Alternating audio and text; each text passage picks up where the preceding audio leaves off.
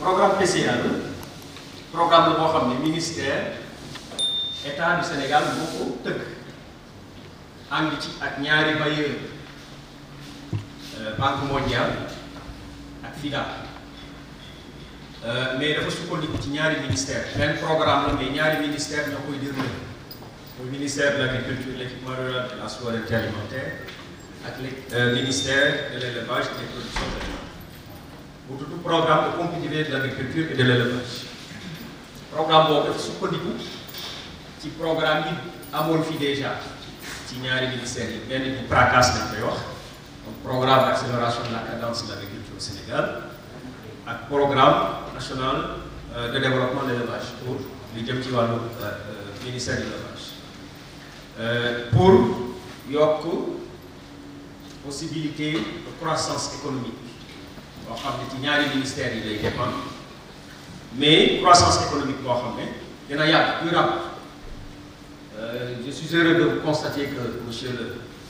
le chef de division régionale de l'environnement est là maa ngi lay nuyu bu baax di la wax dalal jàmm parce que xëy na dinañ liggéey bu bëri man ak yow ci wàllu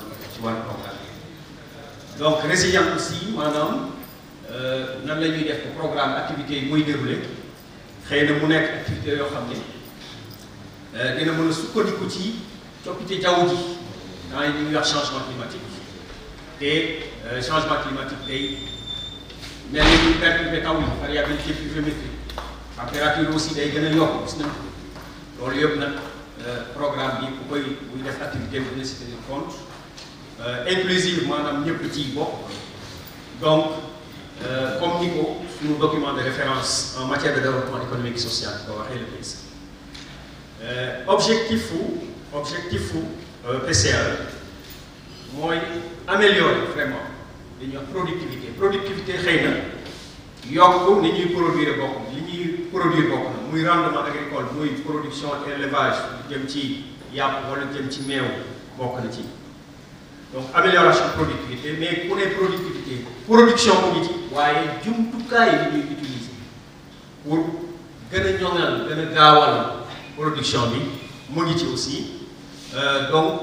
li jëm ci agriculture damay préciser ne programme arachide la principal PCA la programme gerte principal waa côté ministère de l'agriculture am na nag ay cultures de diversification comme le mil, le maïs, le sorgho, le ñebbe yooyu yëpp bokk na ci mais on peut dire à 90% programme arachide et surtout programme semence d'arachide donc loolu ci cette région agriculture ci PCA ci cette région lay intervenir moo nekk ci suuf ni Kaolack Diourbel fii laa war a commencé sax Kolda Tamba Kaffrine Fatick Diourbel Kaolack ak Sédhiou mais wala li jëm ci wàllu élevage ci Sénégal yëpp la ci 14 régions yëpp donc ñu yokk productivité bi li jëm ci wàllu agriculture produits agricoles yi surtout gerte ak yokk productivité aussi li jëm ci wàllu élevage surtout tout ce qui est produit d'élevage dans tout le Sénégal donc financement bi IDA la donc Banque mondiale la ñuy wax ak FIDA nag dafa ñëw jàppale Banque mondiale mais Banque mondiale mooy principal bailleur de fonds bi d'ailleurs li mu joxe ci xaalis moo ëpp lu bëri sax li FIDA joxe FIDA nag dinaa ci wax tuuti parce que dafa am benn programme bu ñu tuddee PADAER FIDA moo ko financé mais ce sont les fonds du PADAER ñoo ñuy permettre activité bii sax ñuy mëne waa PADAER ñoo ko financé mais FIDA moom moo couvrir PADAER donc pour tout ce qui est gestion environnementale sociale tout ce qui est renforcement de capacité tout ce qui est logistique yaakaar naa am na ci wàllu élevage am na ñu am oto déjà ci wàllu agriculture moom laa doon wax sama ñaari naataange SDDR yi ministère bi profité na ci programme bi pour jënd 89 véhicules pour jox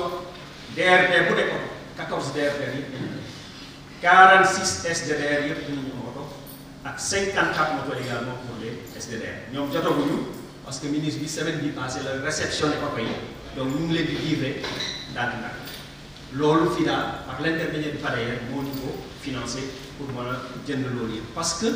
mënoo laaj nit ki ay résultats bu pare te réellement doo ko jox moyens yi xëy na SDDR yi den ma seede vraiment c'est une vieille doléance que ministère bi réglé na ko grâce à ce programme là PCR te loolu ci réalisation bi xëy na docteur dina ñëwaat ci réalisation élevage ci wàllu région bi waaye dama doon ñambaas loolu rek parce que ci réalisation yi ci région bi la bokk aussi des côté agriculture programme bi nag programme tëralin bu bees am bokkul ak programme classique yi xëy na dañ doon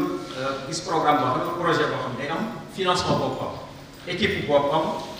mode de financement boppam mode d'exécution boppam day génn yenn saa sax ci ministère yi programme yi tëreewul loolu programme loolu ñuy wax programme pour les résultats c'est un P4R programme pour les résultats programme boobu li ko wund mooy ñetti mbir principalement benn bi avant programme bi di am xaalis day exécuter activité yi ba pare en réalité Banque mondiale du joxe xaalis avant boo exécuter activité yi ba pare ba nga am résultat lañ lay doog a rembourser ndax rembourser lañ ko mën a wax dañ doog a jox xaalis donc moom la ñuy wax les décaissements sont liés à l'atteinte des résultats yi nag ay indicateurs la ñuy jël indicateurs yooyu dañ ko négocier formulation projet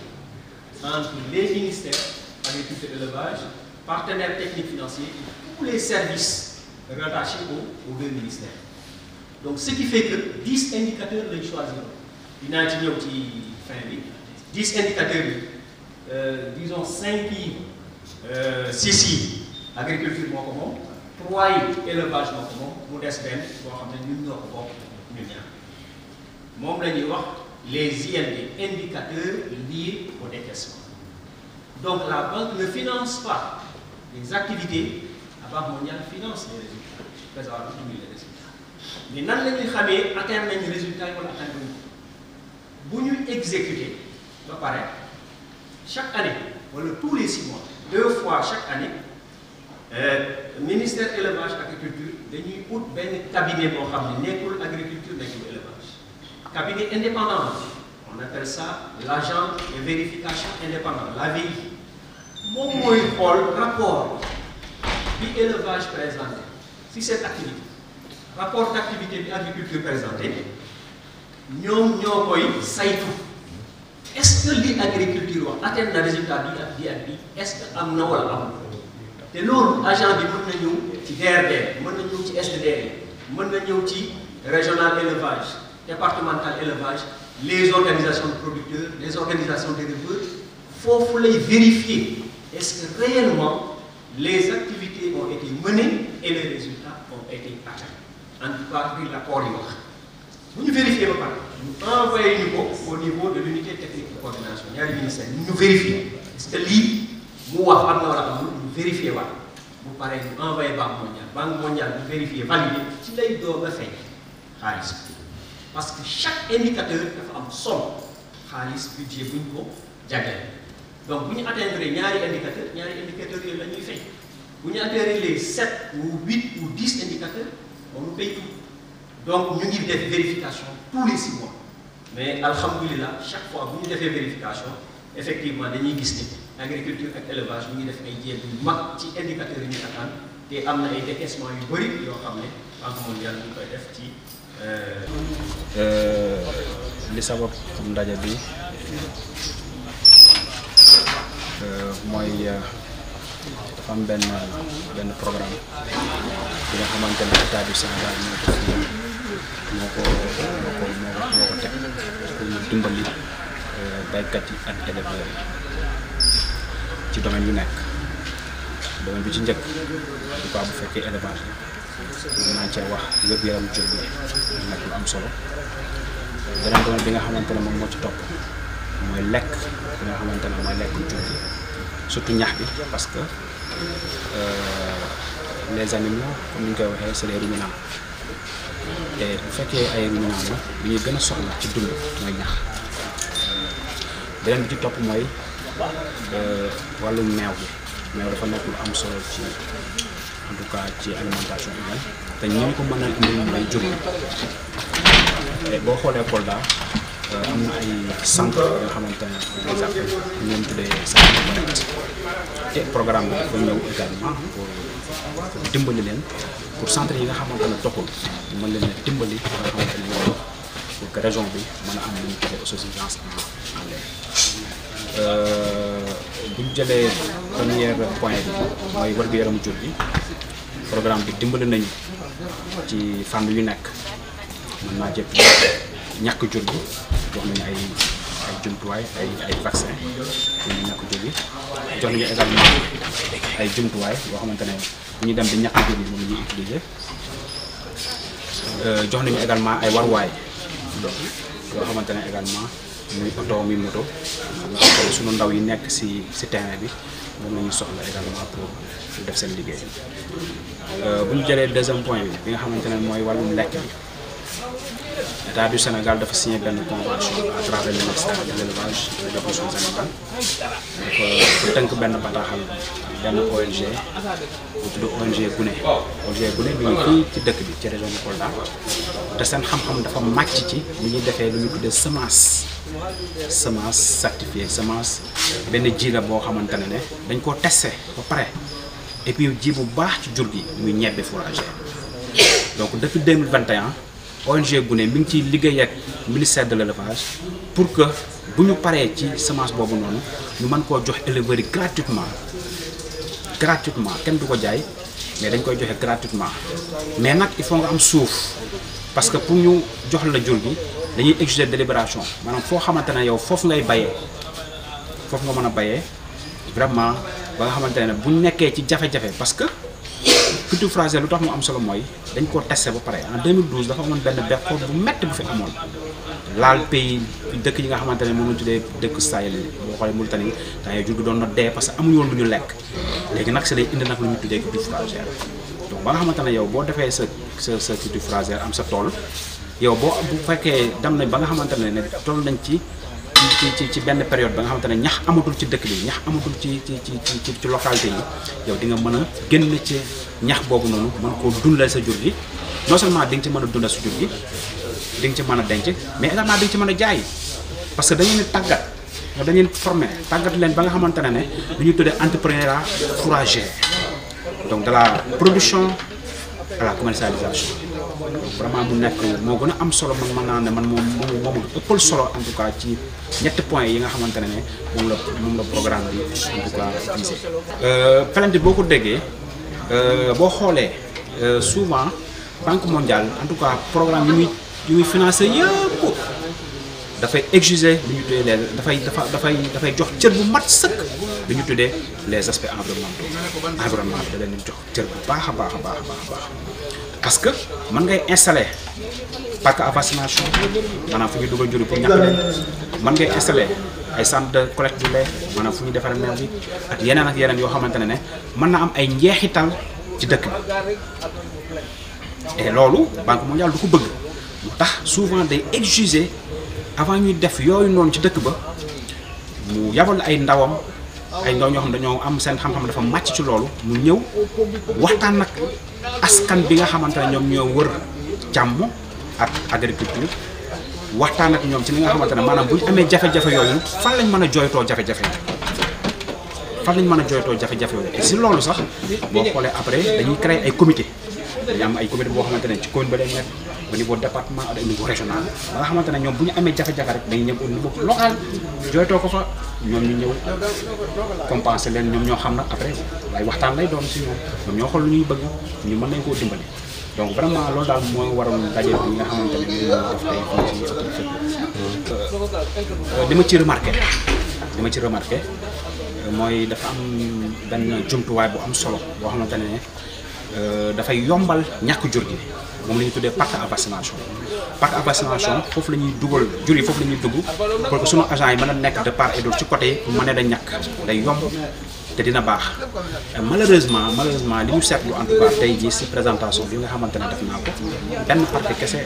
moom la ñu jagleel pour le moment xamagu ma nag fu muy mujjee région bu Kolda te loolu vraiment dafa néew loolu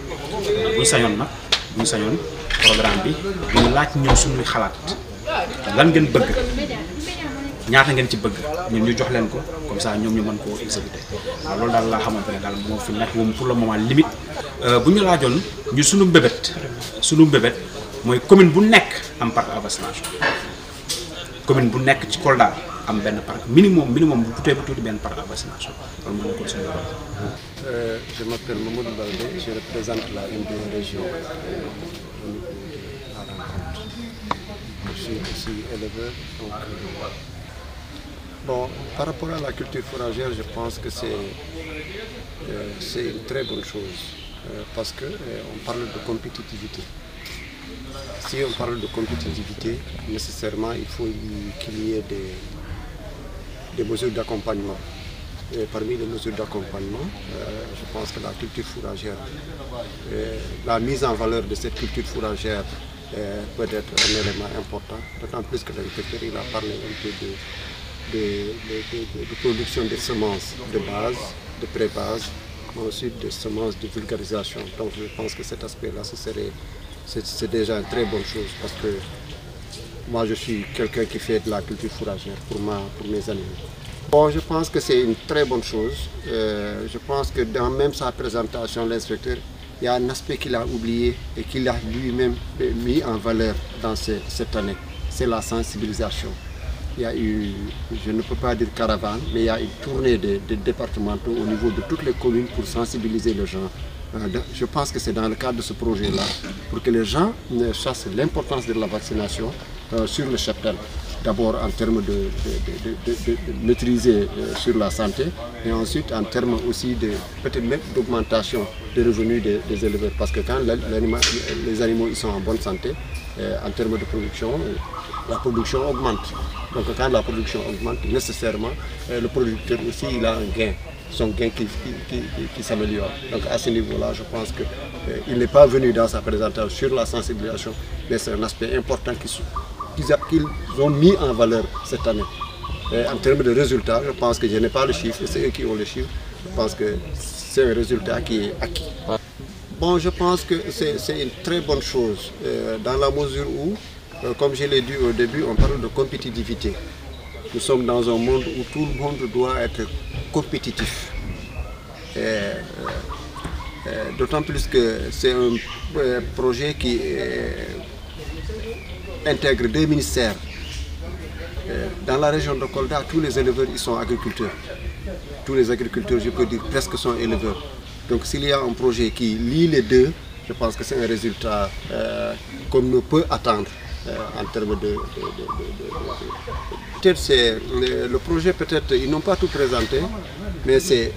un peu de servir un peu dans le cadre de la compétitivité, accompagner des modèles d'éleveurs, c'est-à-dire des jeunes qui sont dans le système, qu'on va accompagner et qu'on va suivre, qui peuvent servir un peu d'exemple. Parce que moi, je crois toujours aux pilotes. Moi, j'ai servi quand j'avais 30 ans, 20 ans, 25 ans de pilote. Je pense qu'il y a des gens qui sont jeunes et qui ont l'ambition de faire l'élevage un métier. Ces gens-là, on doit les accompagner pour qu'ils servent un peu de pilote. Parce que aussi la forêt, elle diminue. Les agriculteurs augmentent. Donc nécessairement, il faut qu'il y ait des initiatives. Et les gens qui ont des initiatives, il faut les accompagner. Je pense que si j'aurais un conseil à donner pour la suite du projet, c'est d'accompagner. S'il y a des rubriques qui peuvent accompagner les éleveurs aux pilotes d'être équipés, par exemple, en la semence fourragère, je suis d'accord. Mais ensuite, s'il y a des possibilités d'équiper les éleveurs pour que quand ils ont des fourrages, qu'ils puissent le casser pour qu'il y ait de la farine. S'il y a aussi des possibilités de faire des petites unités de transformation de la pâte d'arachide, parce que les gens ils en ont besoin, ça n'est pas toujours disponible. Donc s'il y a possibilité de faire ça, je pense que ça peut encourager un peu les éleveurs à être... Moi je sais que c'est rentable, c'est possible. Bien,